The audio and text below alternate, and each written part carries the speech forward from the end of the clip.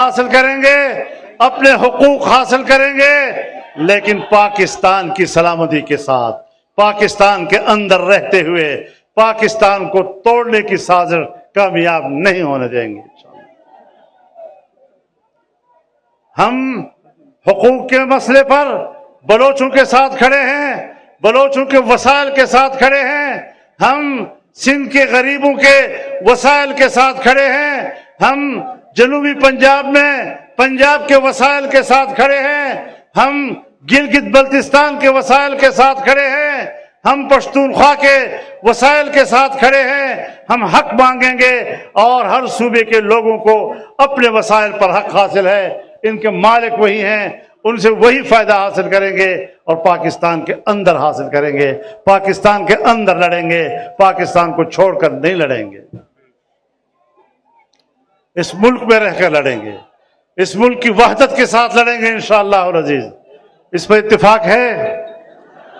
یہ عوامی اسمبلی ہے، میں نے قرارداد پیش کر لی ہے، آپ نے قرارداد منظور کر لی ہے، اب یہ پوری قوم کا فیصلہ ہے، پوری قوم کا فیصلہ ہے، یہ چھوٹے موٹے جرگوں کا اب مسئلہ نہیں رہا، اب اس طرح عوامی جرگے بٹھائے جائیں گے۔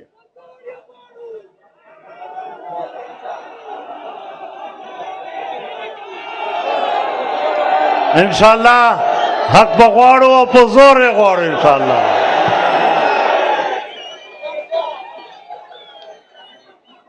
الله تعالی به غواړو، تعالی پلار نه به غواړو انشاءاللہ۔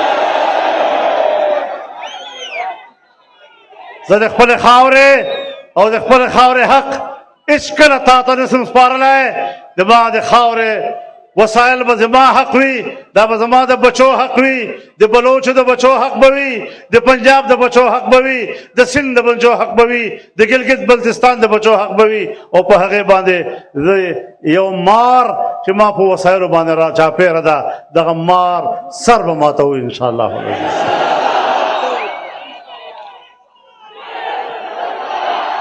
زه خو خپل فوج ته هم دا پیغام ورکوم، خپل حکومت ته دا پیغام ورکوم، او دغه عامو مسلحو قوتونو ته او طالبانو ته پیغام ورکوم چې د قوم دغه آرزو پوره کړي، دغه مطالبه یې ومنئ او د قوم باندې رحم وکړئ، ظالمانو آخرت کې به الله ته څه جواب ورکوئ؟ کہ جہاد مسئلہ ہی نو علماء بغیر نبا دا مسئلہ نہ حل کیجیے، نو اللہ تعالیٰ مو آباد لرا انشاءاللہ آباد بیو کہ دغه سے وحدت و قوم یو و او پیو آواز و پیو میدان و نو دنیا ہیچ طاقت نہ اسلام تا شکست ورکولی سی، نہ پاکستان تا شکست ورکولی سی، اور نہ مجھے حقوق باندې قبضہ کولی سی۔ اللہ دے مجھے حامی اور ناصر وگرزیجی زیواری بیاتا سے شکریہ ادا کروں۔ آج یہ انسانوں کا سمندر، یہ بحر بے کنار،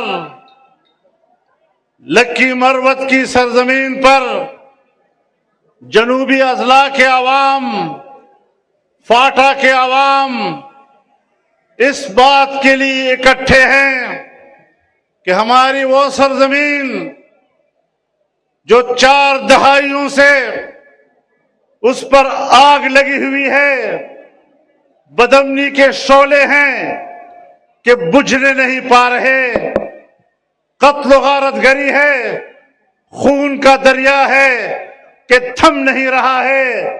یاد رکھو حکمرانوں، تم بھی سن لو، اسٹیبلشمنٹ بھی سن لے، بیوروکریسی بھی سن لے، مسلح گروہ بھی سن لے کہ تمہارے کردار سے قوم مطمئن نہیں ہے۔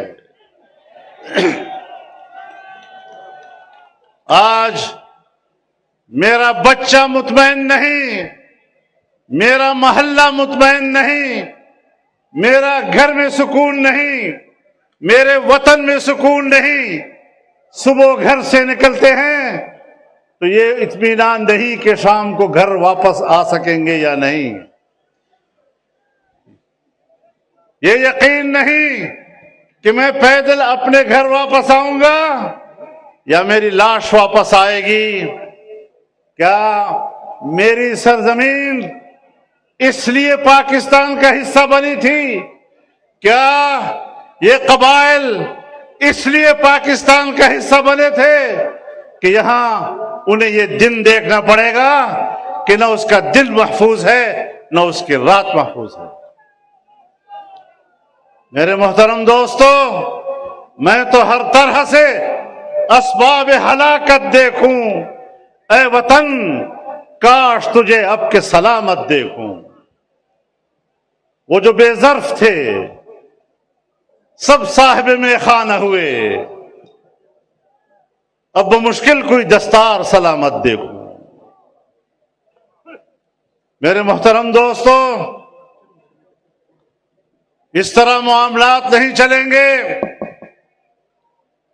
کہ صوبہ بلوچستان ہو یا صوبہ خیبر پختونخوا ہو یا ہمارے قبائل ہوں اور وہ بارود کے ڈھیر پر بیٹھے ہوئے ہوں، بارود کی بارش میں بیٹھے ہوئے ہوں، ان کے بچے محفوظ نہ ہوں، ان کے خاندان محفوظ نہ ہوں، ان کی بہنیں محفوظ نہ ہوں، ان کی بیٹیاں محفوظ نہ ہوں، ان کی عزتیں محفوظ نہ ہوں۔